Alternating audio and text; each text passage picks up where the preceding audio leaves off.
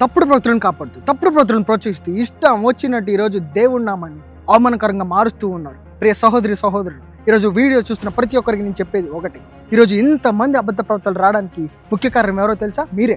వినేవారు మీరున్నారు కాబట్టే ఇష్టం వచ్చినట్టు వాడికి వచ్చింది, నోటికి వచ్చింది చెప్తున్నారు. ఈరోజు వాళ్ళకి వచ్చినట్టు కాదు, దేవుడి నామానికి అవమానకరంగా వారు మార్చుతూ ఉన్నారు వారి క్రియర్ ద్వారా. దేవుడు ఎక్కడైనా చేశాడా? టచ్ అంటే పడిపోయిన లేపడం. 12 మంది శిష్యులు చేశారా? ప్రవక్తలు చేశారు? ఎవరు చేశారు? ఎవరు చేయలేదు. దేవుడి నామం ఇవన్నీ ఖండిస్తూ ఉంది. దేవుడు చేసే కార్యాలు మనిషి చెవుకి కానీ, మనిషి కళ్ళకు కానీ, హృదయమునకు కానీ గోచరం కావు. మనిషి కళ్ళకు కనిపించు, చెవులకు వినపడవు, మనిషి హృదయమునకు గోచరం కాదు. ఇంత సూటిగా దేవుడు చెప్తూ ఉన్నాడు.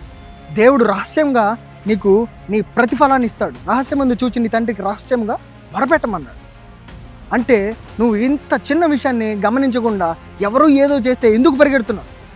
ఈరోజు దేవుడి నామానికి మీరు అవమానకరంగా మార్చబడుతూ ఉన్నారు. మత్తయి సువార్త 7:15 ఏం చెప్తూ ఉన్నాడు దేవుడు?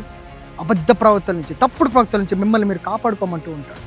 ఈరోజు మీ ప్రవర్తన వల్ల అన్ని జనుల ముందు దేవుడు ఎలా నిలబడ్డాడు? ఆయన నామం ఎంత కించపరచబడుతుంది? ఇవన్నీ ఒకసారి గమనించండి. రోమీలకు రాసిన పత్రిక 2:24 ఈ వచనాలు చెప్తూ ఉంటాడు. దేవుడు మీతోనే మాట్లాడుతున్నాడు. ప్రియ సహోదరి సహోదరు, తెలుసో తెలియకో ఇన్ని రోజులు నువ్వు చేసావు. అలాంటి వారిని అందరినీ దయచేసి నమ్మకండి. మిమ్మల్ని మీరు కాపాడుకోండి. దేవుడి నామానికి మహిమకరంగా మీ కుటుంబాలు ఉండునుగా. ఆమేన్.